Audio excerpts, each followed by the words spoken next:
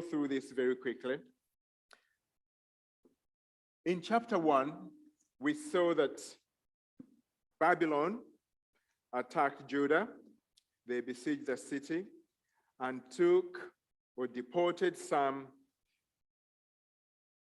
Jews, so Judahites, and the name of the four prominent ones we are given in this book are Daniel, Hananiah, Mishael, and Azariah. They were of the royal stock. They were young men and who the king Nebuchadnezzar wanted to take back. Apparently, this was the practice of the kingdom. And so they were taken back and they were put into this training program for 3 years. They were going to be given food taken from the king's table, whatever the king was to eat. This king must have been a good one. He wanted to train up people in his kingdom from all these other nations whom he had conquered. Those were wise to be the leaders. And you know, this was a huge empire. When we read the names we are given, the satraps, the magistrates, you know, there were different forms of government or breakdown of the government. But these young men were believers. And as we go through this book, I want you to have this image. The book of Daniel is painting a picture which we are called the times of the Gentiles. From the time Jerusalem was besieged and the temple was attacked and people were exiled, the times of the Gentiles began. And they will end at the time, there will be a fullness of the time of the Gentiles, when the Jews now will be coming back into huge numbers into a relationship of a living relationship with God. As for now, it feels like the time clock has been stopped within the Jewish kind of God working out his wonders as he revealed himself through the nation of Israel. They are scattered, they are all over the world. Yes, some have already returned, and this is the beginning of the end of the times of the Gentiles. There will be a culmination when that time will come to a full end. But this is the beginning. But during this time, they have been exiled into Babylon.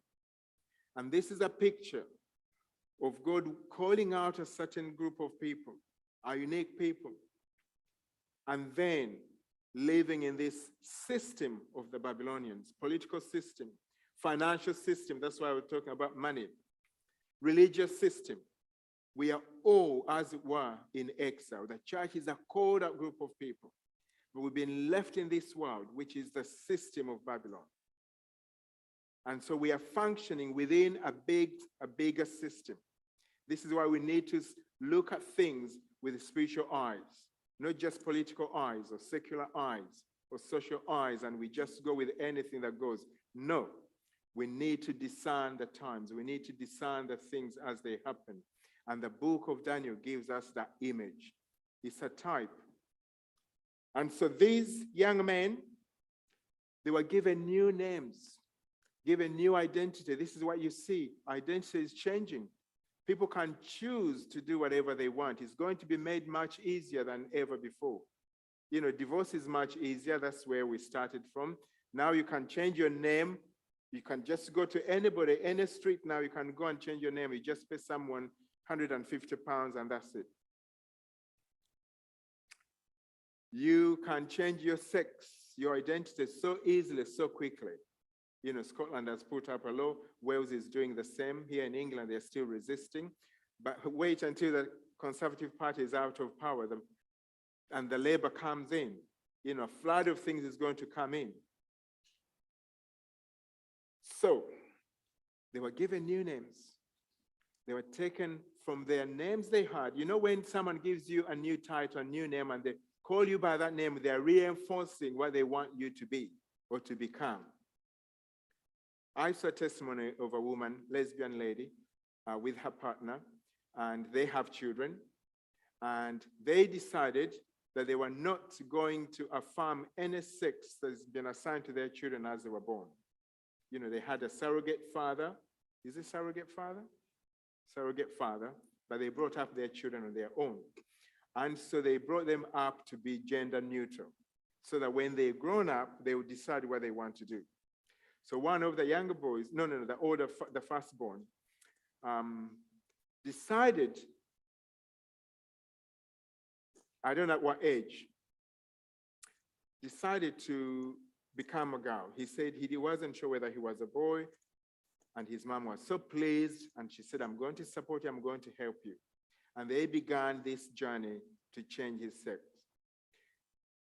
2 years down the line, the boy turns around and says, Mom, I think it's you who pushed me in this direction.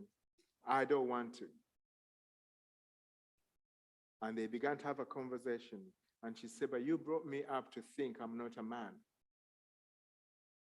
And this woman confesses. She said, I'm glad my son spoke to me just 2 years into the process. Had it been 10 years later, 20 years later, she said she had accepted the ideology, the woke ideology. You know, some of you may hear those words.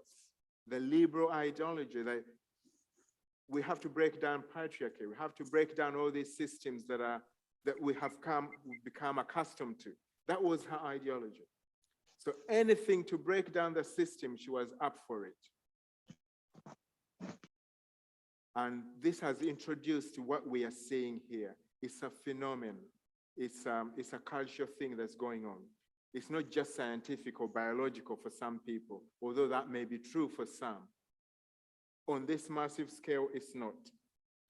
So Daniel, his new name, Belshazzar, meant the treasures of Baal. That's what he was being called. From God is judge, that you are now the treasure of Baal, as it were. Or the sun god, the illuminated sun god, as Hananiah was called. Or Venus, or who is Venus, or the servants of the fire god. So they gave them these new names to give them new identity, to forget who they are. But we are told Daniel said he purposed in his heart not to defile himself, not to accept this imposition or this imposter name he has been given, to change his attitude, to change his thinking, to change his life. He refused. And that's why, although the example we have is about him eating food which was not kosher, he says no. And also they went on a training program for 3 years before they were to be released to govern, reprogramming you, making you think differently from where you were before, forgetting everything of the past. This is the ideology that's going on in schools from 3-year-olds. So by the time you become a teenager, you no longer have a concept of right and wrong. So parents, you have a big duty, especially those of young children. And so we realize, I term this faith over fever. This is a very common theme. Faith over fear. Daniel decided with his friends that we will continue to trust in the name of the Lord our God, the God of Israel, over this fear that if we do not capitulate, if we do not give in, life will not be the same, or life will not go well with us. They refuse to live under fear. Fear will cause us to submit to things we would never have dreamed of. Fear will cause us to make decisions and choices that are wrong. Because in fear, there is no love. In fear, there is no wisdom. Fear is just submitting to anything that's there first time just so you can survive. So that's the beginning. And then we remember that the king was given this dream, and Daniel was the only one. This is again wisdom. God did this. He brings Daniel and Hananiah, Azariah, and what's the other name? Mishael, into exile. And then suddenly, probably at the end of the 3 years when they were being trained, probably wasn't even 3 years already, because Daniel wasn't invited into the courts of the king to interpret the dream. When the king had a dream and invited all the magicians, the astrologers, the wise men to come, Daniel wasn't among the number. Probably hadn't fulfilled the training period. But God used it, that these people were already in the palace, were already known, were already established, and he gave the king a dream. And so the king could not find any of his people to tell him the dream. And so he wanted to kill all of them. But one of the men who was responsible for carrying out the execution, Arioch, went to Daniel to arrest him and take him so they can fulfill the king's decree. And Daniel finds out that there is this dream and nobody knows. So he goes to seek the Lord. What was the Lord's intention in that? To expose that the systems of Babylon do not work. That the systems of Babylon do not have any clue what the future is, what the future holds. Only the gospel of Jesus Christ has that revelation of what the future is. That the kings of this world, their wisdom is limited. These astrologers, these enchanters, and yes, they're given so many names here. They couldn't tell the dream. The systems of these worlds are limited to their knowledge about the things of God and the future. Daniel had to come and seek the Lord, and as he did, the Lord revealed it to him. But we have the full revelation here. Whereas in Daniel, some things are still sealed, but in Revelation, we know everything. We've been going through Revelation chapter 20, trying to understand the millennium, the whole 1,000-year reign spoken of in the book of Revelation, chapter 20, is given in only one chapter. How can 1,000 years be revealed in just one chapter? There's a lot that is going to be happening over the 1,000 years. But in the book of Revelation, it's only one chapter, a few verses. It's not even a very long verse. Anyway, so Daniel understands the dream, comes and tells the dream, and that's the image of the big, big creature we see there. It's a representation. That's Charlene. So none of these people could. But the king wasn't happy, and so he wanted to kill everybody. But that's what gave Daniel the opportunity to rise up and his three friends. And so Daniel interprets this dream. He tells the king the dream, and he tells him what the dream means. As we saw over here, the head of gold represented the kingdom of Nebuchadnezzar. The chest and the arms of silver, the Medo-Persian king that was to come after the other one. And then the legs, the belly and the thighs of bronze, representing the Greek or the Greek.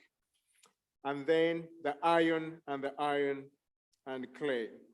And then at the end of these kings, which is the feet, a new kingdom was to be established. I just want to throw this out for those of you who read the book of Revelation.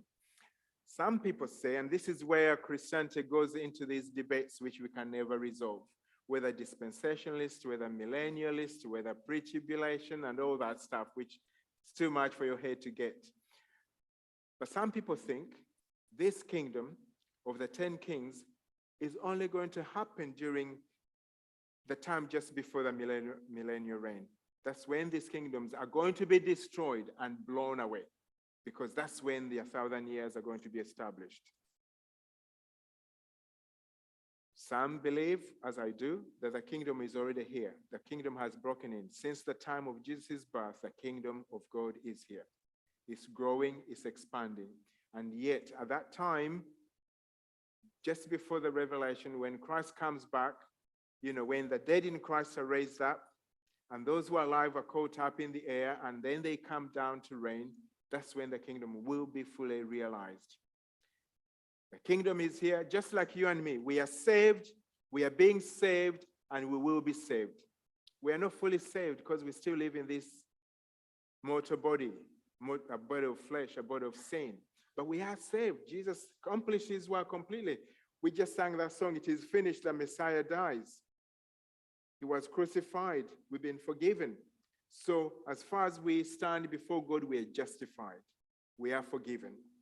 But you and me know that we continue to struggle in sin or with sin. We are being saved. We are being changed. But there will be a time in the future, probably when we go to glory, or if we tarry and the Lord comes back, that we're going to be changed, and then we'll have glorified bodies.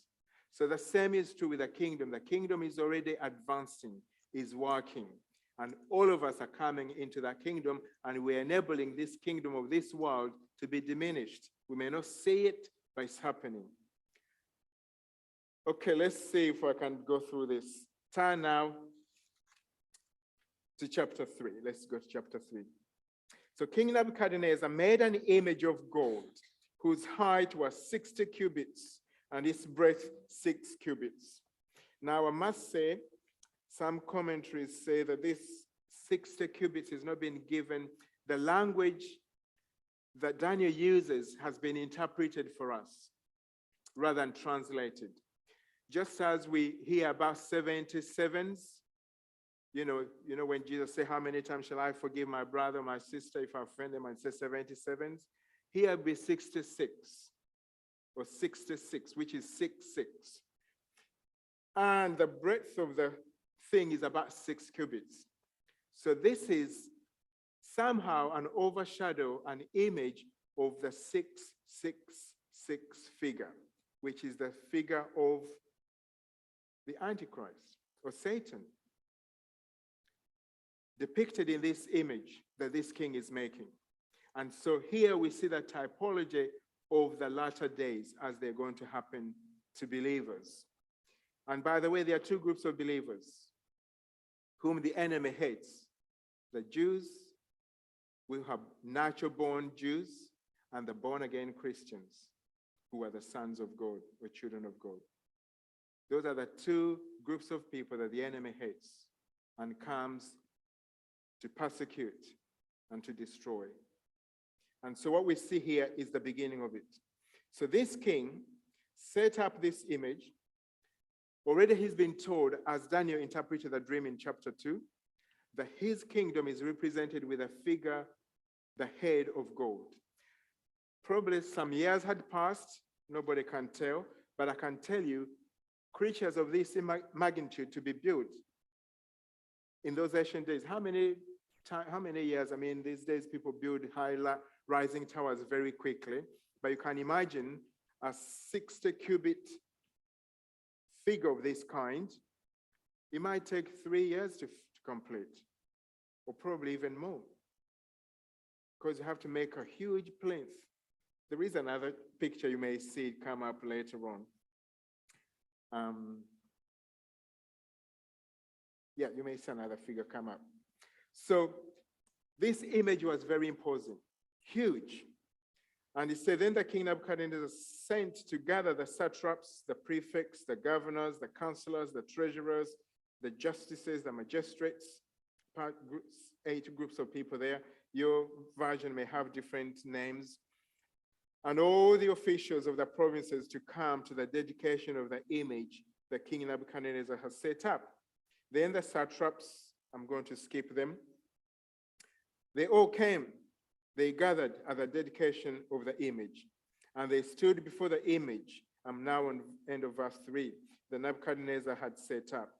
And the Herod proclaimed aloud, you are commanded, O peoples, nations, and languages, or tongues, that when you hear the sound of the horn, the pipe, the lyra, the trigon, the harp, the bagpipe, and every kind of music, you are to fall down and worship the golden image that King Nebuchadnezzar has set up. And then here the judgment is. So that's the background. Huge image being set up. All the leaders in the kingdom have been invited to this place in Dura, which is a plain. By the way, everything is rooted in history. This is why this name is given. So those people who were still alive during this time as the book was written, they knew exactly what they were being talked, what was being talked about. We may not know where Dura is, but I tell you it's in Iraq. It's around present-day Iraq. So all the leaders have gathered. And at the sound of these music instruments, everybody had to come. When a decree goes out, everybody has to obey. When a policy is issued, everybody has to obey. These days, we may not hear bells and bagpipes and lyras playing, but a decree would go out that this is what you all must do. And if you don't, there are consequences. This is what we see. This is absolute power. This is a man who had come to acknowledge the God of Daniel. Suddenly, a few years later, he's changed. What does that teach us? Was he a converted man? This is what we call syncretism. When people live according to their traditions and the religious systems of their present day, this happens so much. I was talking to someone in our group the other day telling me they had these Christians in the church, but they're also dabbling in New Age. I'm sure some of you read your what's that thing in the newspapers? No crossword. Horoscope. I lived with a lady. She was a Christian, Mrs. Simmons, know her. She would say on Sunday, go and get me the sun and the mirror. And before she went to church, she wanted to see her horoscope. She dressed in white and she go into this Pentecostal church and the bells ring and she's always dressed in white on a Sunday. But before she goes out, she doesn't read a psalm or a proverb. She reads her horoscope from the sun or from the mirror.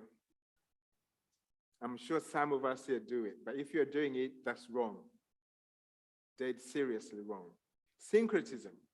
This is where you see many people before they get married, they go and do a traditional wedding.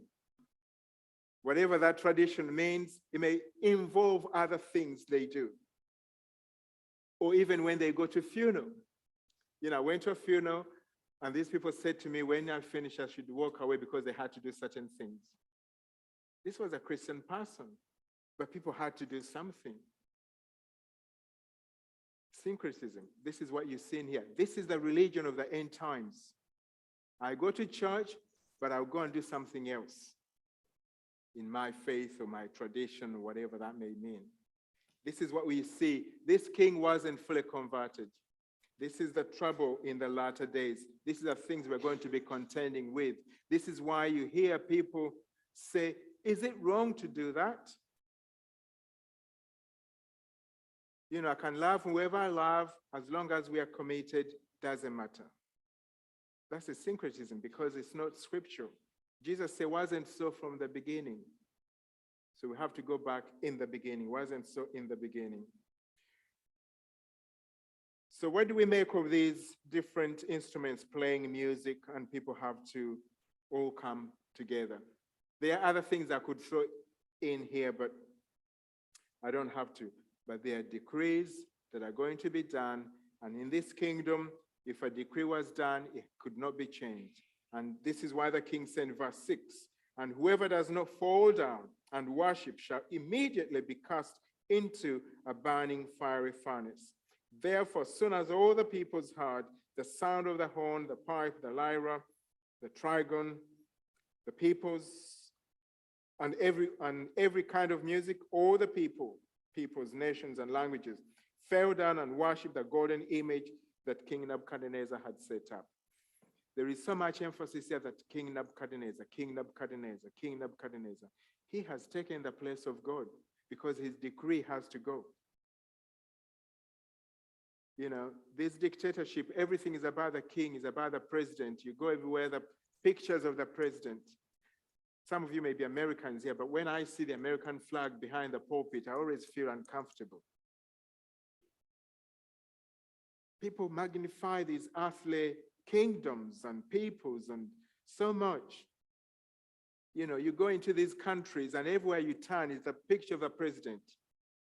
We went to a church, there was a wedding, and we go to this church and the pastor and the wife's picture covered a third of the front of the church. I don't know if some people went there, remember this. There was someone getting married and went to this church. And I knew immediately when I walked in. Now I know pastors publicize their events. Okay, you can have it on the notes board somewhere.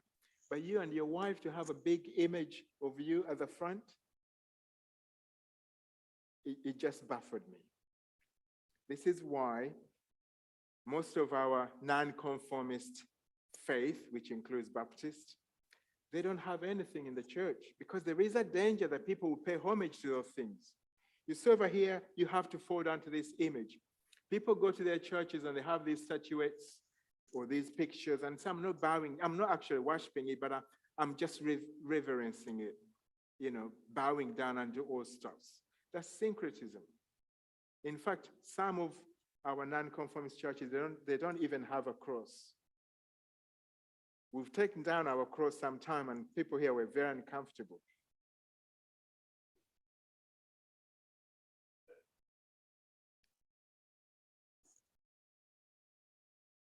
I went to, some of you have been to Christ Church, where we used to go, some of us, in Fulham. They took away everything, and the pastor nearly lost his position,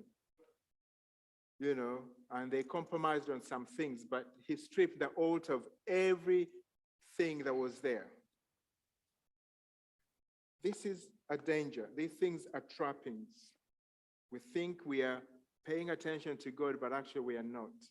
I remember visiting a lady, and she said, you have to come into, Lawson may know her, you have to come into my room here to pray. And in her room, this is a Christian woman, in her room, which was a special room where she prayed, she had a candle, I don't know how you call it, it's like a stage, I don't know these names. A shrine, she had a shrine, covered in purple and lilac with candles, and a picture of Mary. And she say, I like to pray in here. I like to pray in here. And I said, but why do you have this thing? Oh, it means nothing. This is something called Fatima or something Fatima.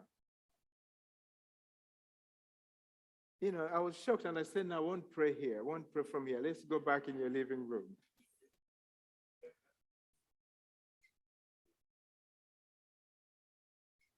People mix and match.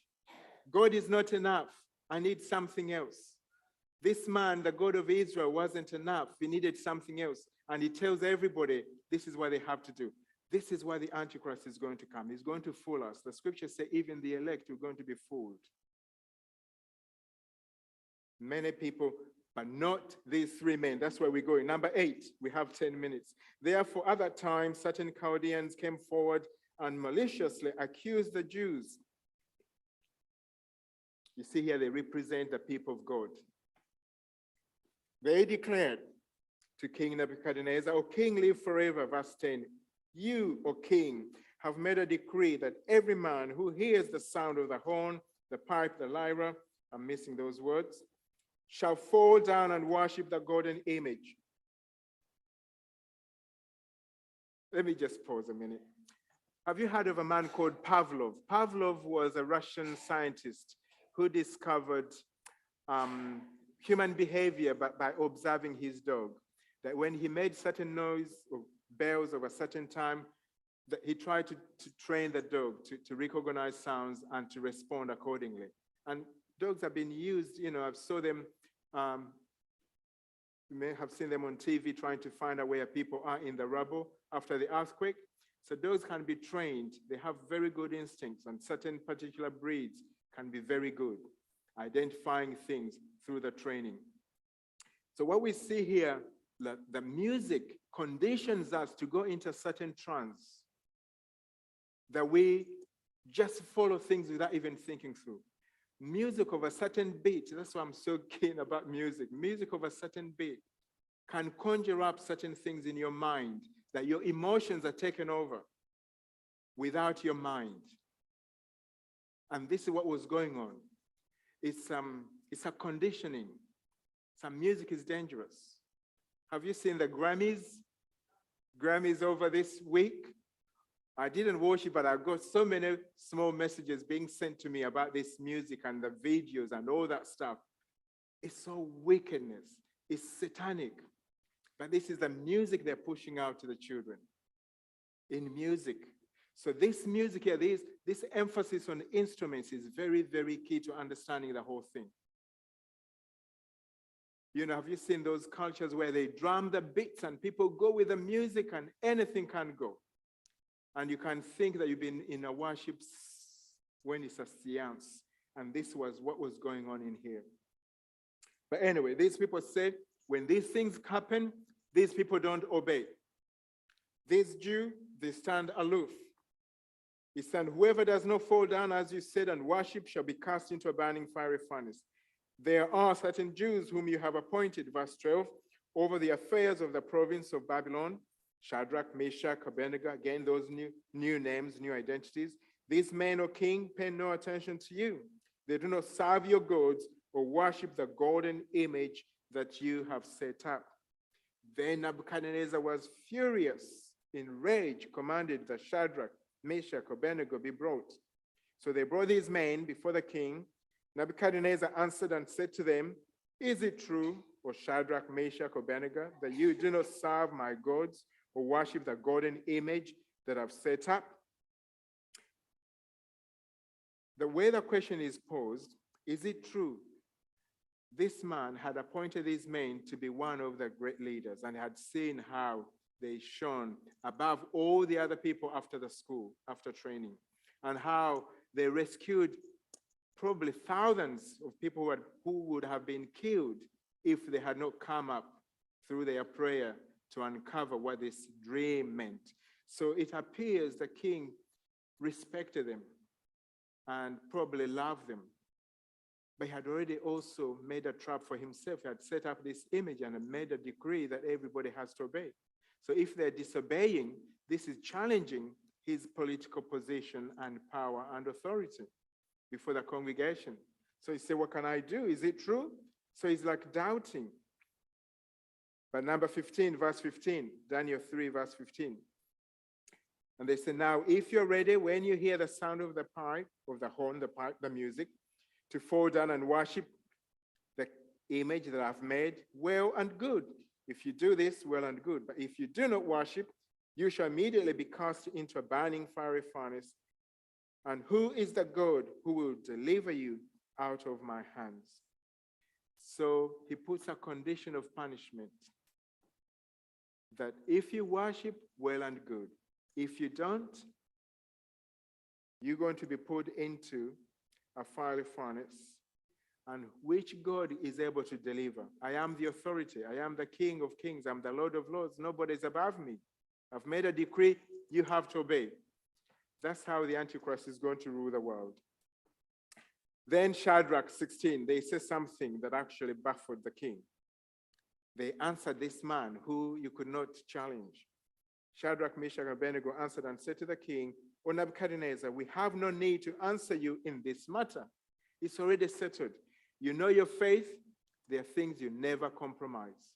You never change. You don't even think. You don't even say, let me pray about it. You just know it. You read the scriptures, you read the Bible. This is not something you pray about. You just know it. They say, if this be so, our God whom we serve is able to deliver us from the burning fiery furnace.